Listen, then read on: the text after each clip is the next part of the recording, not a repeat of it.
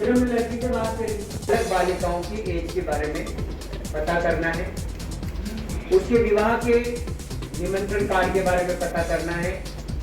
दोनों पक्षों के बारे में पता करना है, डायरेक्टर में समझाइश करनी है। समझाइश करने के बाद अगर वो संतुष्ट हो जाते हैं, अगर वो विवाह को रोक देते हैं, तो उनसे हम शपथ पत्र लेकर के उस मामले को समाप्त करते हैं। और इस बात का सबूत परिवार इससे दलित की तरह से आप बच सकते हैं, लेकिन दूसरी तरह से बच नहीं सकते। और जैसा कि हमारे कोटा शहर के सर काजी साहब कहा करते थे कि आप यहाँ की अदालत से तो बच सकते हो, बैठे हुए कानून का सिद्धांत व्यक्ति को बहुत नहीं पड़ता, यहाँ की अदालत से बच सकते हैं कानूनी पेशगी के माध्यम से, लेकिन इसके ऊपर भी एक अदालत है, उस अदालत से बच नहीं सकते। तो इस प्रकार की जो खरोच खरोच नहीं होनी चाहिए, व्यक्ति मानने के लिए तैयार नहीं है, तो फिर हम इस मदद के बाद से आपका काम नहीं चल रहा, व्यक्ति उस स्थान पे नहीं कर रहा, लेकिन दूसरे स्थान पे जाकर के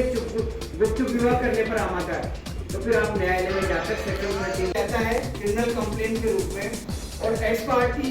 इंटेंशन प्रदान किया जाता है तो कोर्ट के द्वारा as a civil prima facie देखेगी केस क्या है, प्राइवेट फेसी कोर्ट देखेगी कि इसका विवाह होने वाला है। अगर कोर्ट को लगता है कि तात्कालिक विवाह होने वाला है, तो एक्स पार्टी की स्टे हो गया, आपका विवाह रुक गया, इंजेक्शन भी ले लिया, इंजेक्शन के बाद अगर विवाह हो जाता है तो कंटेंट वातावरण वहाँ के एटमॉस्फेयर के बारे में आप जो है प्रतिनिधि आपको पूरी जानकारी होनी चाहिए। और वहाँ के जो प्रभुत्व व्यक्ति है, कोई सरपंच है, उप सरपंच है, वहाँ का ग्राम सचिव है, इस प्रकार की या प्रिंसिपल है, मीडिया के सामने आती है कि व्यक्ति को बहुत निजी किस्म का सामना करना पड़ता है। मैं बता रहा हूँ आपको कि हमने लीगल लिटरेसी कैंप लगाया मैडम कोटा के पास, एक गाँव था, वहाँ पे बुजुर्ग राज्य आगे करेंगे, उनकी लड़की उनके साथ हादसा हो गया। क्या हुआ कि 16 साल की उम्र में उनकी एक बालिका किसी के साथ चली गई, उसके साथ दवा के साथ या किसी के साथ, दूसरी जो लड़की थी तो उन्होंने क्या कहा कि धीरे धीरे जाकर के जब उनको रुक लिया, तब जाकर अदरवाइज क्या महिलाएं कंपनी के रूप में एक नहीं 4-5 महिला एक साथ बैठेगी और उनकी चर्चाएं भी जिसे चौपाल होती है वो अलग से चौपाल वहाँ पर लगा लगेगी। तो कई बार समस्या इस प्रकार की होती है कि समझाइश करने जाते तो बड़ी मुश्किल से समझ जाता है। खैर मैं बात कर रहा था, ऐसा नहीं कि बाल विवाह अधिनियम जो है केवल बालक बालिका उनके माता पिता या उस पर ही लागू होता है। मैं कहता हूँ नेटवर्क में लेना पड़ेगा, अपनी टीम सारी अच्छा काम कर रही है, मुझे उम्मीद है कि पिछली बार की तुलना में हम अच्छा काम करेंगे ताकि जिले में किसी तरह का बाल विवाह ना हो। बाकी आपके जो भी हम इंटरनल इसकी मीटिंग लेंगे, लेकिन शिक्षा विभाग की ICDS तो उसमें उनको पाबंदी करते थे और उसके बाद में वो उसको इंश्योर करेंगे और इन पे अनिवार्य है कि वो जो जिसकी शादी हो रही है उसकी उम्र जरूर लिखें। ये हम बिल्कुल आप 100% तो आपकी तरफ से ये बात आई है, इसको इंश्योर कर देंगे। आधी चीज़ें तो इससे ही दूर हो जाती है कि वो जैसे ही उम्र लिखेगा, जिसका पड़ोसी से जिसको पेट में दर्द होता है हमेशा, वो पड़ोसी सबसे पहले भाग गया। अच्छा, एक जो डिस्टर्बिंग ट्रेंड है जो हमको कोशिश रहनी, आप सभी जानते हैं कि पीपल पूर्णिमा ठीक है, लेकिन वो पीपल पूर्णिमा का वेट नहीं करके उसके एक दिन पहले करते। तो हमें जो सजग रहने की जरूरत है, वो विवाह की जो डेट है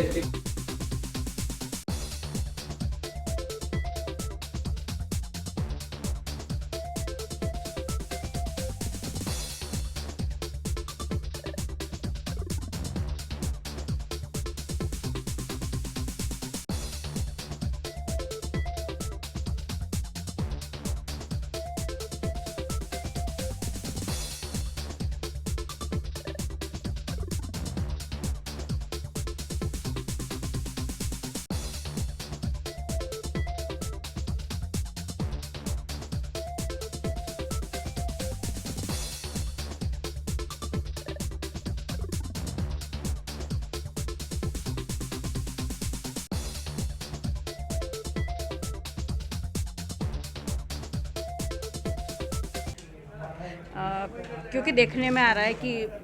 बूंदी के ग्रामीण परिवेश में अक्सर बालिकाओं का 13 साल से 17 साल तक बाल विवाह किया जा रहा है और कई तरीक़ों से बाल विवाह हो रहा है। और उसका जैसा कि अभी न्यूज़ में चल भी रहा है, नाता प्रथा और ये सब इसके बिगड़े हुए रूप है। इसी तरह बाल विवाह पर रोक लगनी चाहिए और सबको जागरूक होना चाहिए। तो आज जो बैठक आयोजित की गई, इसको लेकर क्या मुहिम चलाई जाएगी? इसको लेकर मुहिम चलाई जाएगी कि बूंदी को बाल विवाह मुक्त करवाया जाए। तो यहाँ पे 16 गांव हम लोगों ने निश्चित करे हैं जहाँ पे स्पेशल ध्यान दिया जाएगा, जहाँ पे बाल विवाह अधिक हो रहे हैं, और वहाँ पे शिक्षा से एजुकेशन डिपार्टमेंट और बाकी सरकारी डिपार्टमेंट, आंगनबाड़ी और सब इसमें सहयोग करेंगे। बाल विवाह रोकथाम के लिए आज जो बैठक आयोजित की गई उससे यही निष्कर्ष निकलता है कि कलेक्टर और पूरा प्रशासन, कलेक्टर साहब और पूरा प्रशासन इसके लिए सजग है और एक्टिवली काम करेगा पूरे ज़िले में बाल विवाह रोकने के लिए, और इनके प्रयास सार्थक नज़र आ रहे हैं और सफलता ज़रूर मिलेगी। वो सभी जो इसमें स्टेक होल्डर डिपार्टमेंट हैं, चाहे आम लोग हैं, धर्मगुरु हैं, जो शिक्षा विभाग हैं, ICDS हैं, हमारे लीगल सर्विस अथॉरिटी के माध्यम से जो काम हो रहे हैं, क्योंकि काफ़ी मेजर हिस्सा इसमें आता है कि जो बालक बालिकाएँ नाबालिग होते हैं उनको लीगल सर्विस की भी ज़रूरत पड़ती है। तो इस तरह से इन सभी के साथ ये मीटिंग की गई है। 3-4 इम्पोर्टेंट पॉइंट इसमें निकल के सामने आए हैं, जैसे कि प्रिंटिंग प्रेस वालों को पाबंद करना कि वो अपने विवाह की अनिवार्य रूप से विवाह की उम्र उसमें लिखेंगे, और किन्हीं पॉकेट्स में जहाँ ज़्यादा शिकायतें आती हैं उनको टारगेट करके हम इसको अप्रोच करेंगे। इसमें